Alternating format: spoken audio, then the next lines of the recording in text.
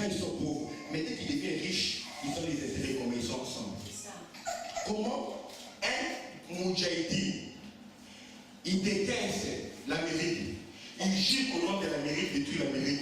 Mais le roi d'Arabie Saoudite, là où il y a le tombeau de Mahomet, il collabore bien avec les Américains.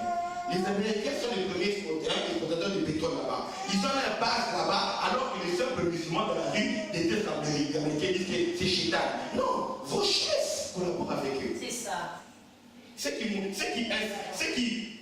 financent la construction de vos mosquées au Bénin ici, ils collaborent avec ceux que vous appelez Satan. Ceux qui ont l'argent s'entendent. Et c'est dans cette attente-là que beaucoup de pasteurs qui émergent, qui commencent à acheter des jets privés, c'est une bonne chose. Au lieu de défendre la vérité, tu es déjà riche, dans quelle prison il fait des C'est ça, amen. Tu as le droit de défendre la vérité parce que tu es maintenant riche, on va te mettre nulle part. Même si tu meurs en défendant la vérité, c'est bien, tu vas aussi. Mais les gens ont tellement peur de perdre leurs privilèges. L'État va me combattre, je vais perdre mon bâtiment. On connaît, je suis une église prospère. Pour garder les bâtiments là, les gens ferment la bouche. On parle du mariage pour tous, mariage gay. Aucun homme de Dieu ne va lever la bouche. Amen. Amen. Alléluia. Amen. Alléluia. Amen. On veut faire le mal, tuer les femmes, les enfants, les orphelins, tuer tous les guerres. Le gouvernement veut s'engager. Il n'y a même aucun pasteur, aucun sage qui peut lever la voix comme les prophètes de la Testament. Non, j'exhorte le gouvernement de mon pays à ne pas agir comme ça. Est-ce que vous avez déjà entendu un seul pasteur américain réprimander le gouvernement américain? Non. Pour vous mettre à penser à quel niveau le monde a infiltré l'Église. Ceux-là qui sont nos pères qui nous enseignent, ferment la bouche devant le mal. Et les nuls sont crucifiés sur la vie. Vous comprenez? C'est-à-dire que quand les leaders de l'Église vont conduire l'Église vers l'Antéchrist, tous les fidèles vont suivre l'Antéchrist. C'est pourquoi je vous ai dit que les jours de l'Antéchrist, c'est petit, ce n'est rien. Je vous parle de la pensée, même notre manière de prier, même notre manière d'adorer, même les priorités que nous faisons de notre ministère, orientés vers le succès pour qu'on sache qu'on a réussi. Parce que quand il y a beaucoup de gens dans l'église, c'est une preuve de réussite. Regardez à l'église composée que les gens païens qui ne sont pas nés de nouveau. C'est ça. J'ai prêché sur la prière intense là, beaucoup de gens en Europe, ils savent même ce qu'est prier intensement, jusqu'à ce que le Saint-Esprit fait le chiffre, il te laisse, il prend le contrôle de ta prière par l'esprit inexprimable. Il y a des gens qui n'ont même jamais vécu cela.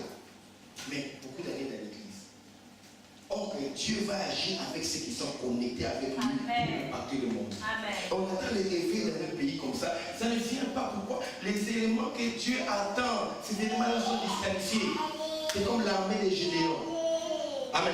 Amen. Un grand peuple. On a fait l'appel, tout le monde est parti. Il reste 10 000. Mais Dieu dit que non, les gens sont encore trop nombreux. Un petit peuple, mais au milieu d'une très grande foule. Bien aimé, nous sommes dans le monde, Jésus a dit. Ils sont dans le monde, mais ils ne sont pas du monde. Amen. Je les laisse dans le monde. Jésus a dit clairement, verset Jean chapitre 17, verset 15. Je ne te prie pas pour que tu les enlèves du monde, non, mais protège-les du malin. Même si nous sommes dans le monde, que Dieu nous protège du malin. Amen. Toi qui es dans l'université, ne lis pas un livre et en croyant qu'à part ces livres-là, qui contredit la foi de Dieu, qu'à part ces livres-là, tu as acquis toute la connaissance du monde. Hein? Tu veux dire, docteur Samuel, de toute façon, c'est écrit ceci. Oh, Nietzsche a dit ceci. Nietzsche devient le centre de l'humanité. Amen. Amen. Est-ce que Nietzsche devient le centre de l'humanité? Oh, la résidence sur le plan du peuple, tu vas comparer ma connaissance avec un nombre d'antiquités quand même. Tu es mieux placé que Socrate. Socrate a fait des erreurs dans ses terres à lui, que toi tu es censé mieux connaître aujourd'hui, 2000 ans plus tard, ou bien 6000 ans plus tard, ou bien 4000 ans plus tard. Ouvre ton intelligence parce que le monde ici, c'est pas seulement le péché, ça c'est la manifestation. Amen. Des œuvres du monde. Mais le monde, c'est surtout un système de pensée. Un système de choses qui contrôle les pensées des gens. C'est pourquoi il est important, Dieu a dit dans Romains chapitre 12, verset 1er, ne vous conformez pas au siècle présent, mais soyez renouvelés. Soyez. Non, c'est pas ça. Ne vous conformez pas au siècle présent, mais soyez transformés par le renouvellement de l'intelligence, afin que vous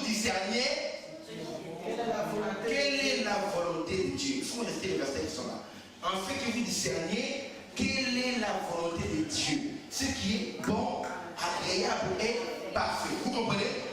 Ne vous conformez pas à ce qui se fait. Oh, à Sorbonne, à Paris, ceci, par. Ne vous conformez pas au siècle présent. Soyez transformés par le renouvellement de votre intelligence. En fait, vous puissiez discerner. Le grand problème de l'Église aujourd'hui, c'est le discernement. Savoir ce qui est bon, ce qui est agréable et parfait. Savoir quelle est la volonté de Dieu. Les gens conduisent l'Église sans connaître la volonté de Dieu. Quand c'est un message de la délivrance, on lance ça, tout le monde tombe dans le message de la délivrance. Amen. Quand c'est la prospérité, tout le monde c'est le message de la prospérité. Maintenant la vague c'est, oh il y a aucun péché à l'église, les messages de sanctification, tout le monde tombe dans les messages de sanctification. Mais on ne prêche même pas les messages de sanctification comme il faut. Et le résultat du problème c'est quoi? Ça ne produit pas des saints. Un message de sanctification doit produire des saints. Amen. Amen. Amen. Quand dans l'église on doit répéter même message de sanctification encore pendant longtemps, c'est qu'il n'y a pas de résultat. Amen. Quand une parole est donnée, on entend que vous quittez le point A vers le point B. Et il y aura toujours quelques catéchants qui ne sont pas montés avec vous. Là, il y en a toujours. Mais on va voir la majorité des gens consultés, ceux qui sont connectés avec Dieu. Mais les églises, maintenant, dès qu'on tourne les choses de Dieu, peut seulement suivre. La masse ne suit pas. Il faut devenir. C'est-à-dire que le message n'est pas bon. Si tu donnes le message que tu as vu qui a fait le ce qui est bon aux gens, tu vois que le message là, ne change pas. Il y a deux choses à faire. Amen.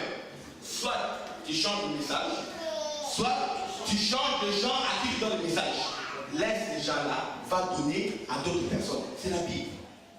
Vous comprenez ça? Amen. Dites à ces gens-là de rentrer chez vous. Amen. Et le courage comme Jésus. Oui, l'église de 5000 membres, ne venez plus ici. Rentrez. Amen. Je ne veux pas être jugé pour 5000 membres. Amen. Vous êtes une race d'inconnus. Ne venez plus ici, rentrez chez vous. Amen. Faites comme Jésus. Il a dit 70 disciples, il dit ne venez plus, rentrez. Amen. Amen. Alléluia. Vous savez, il y a un pasteur, il viendra passer là ici un jour. Il a fait une église d'incrédule qui ferait mal à la tête, mal. Impossible. Il est au Canada. Je cite son nom. Il est pasteur de Saïd. Un jour, et c'est lui qui raconte. Un jour, le pasteur roulait sur l'autoroute là-bas au Canada, vous avez le temps d'autoroute là. Il s'est retrouvé, il a garé sa voiture sur l'autoroute. Amen. Amen. L'autoroute, et les pasteurs commencent à marcher sur l'autoroute. Il viendra, pasteur de Saïd. Il commence à marcher le long de l'autoroute. Je le raconte parce que c'est lui qui raconte. Il commence à marcher le long de l'autoroute. C'est un ami M. Pélisée. On était avec lui ici. Il marche le long de l'autoroute. Il commence à marcher. Les gens ont vu là, ils ont mis une voiture derrière, ils ont mis un triangle derrière. Ils sont venus par maintenant, on appelle la police. On est venu pour le dire, monsieur, ça ne va pas. Les gens disent, ça ne va pas. On vient de l'aborder. Il se retourne et pour leur parler. Quand il leur parle, tous ils sont venus.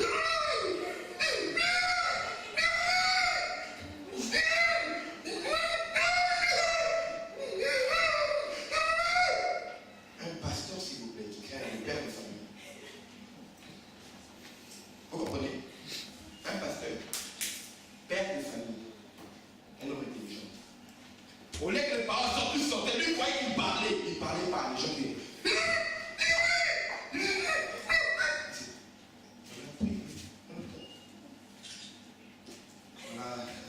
Ça va, non, ça va. C'est ça, c'est impossible. Il est rentré. Il a tout le monde délivré. Il a fait à peu près 10 ans avec l'église avec c'était à peu près 100, entre 100 et 50 personnes. Il a dit, parfait, il est fermé l'église. Il a donné les adresses des églises vivantes qui sont en prière. Allez prier là-bas.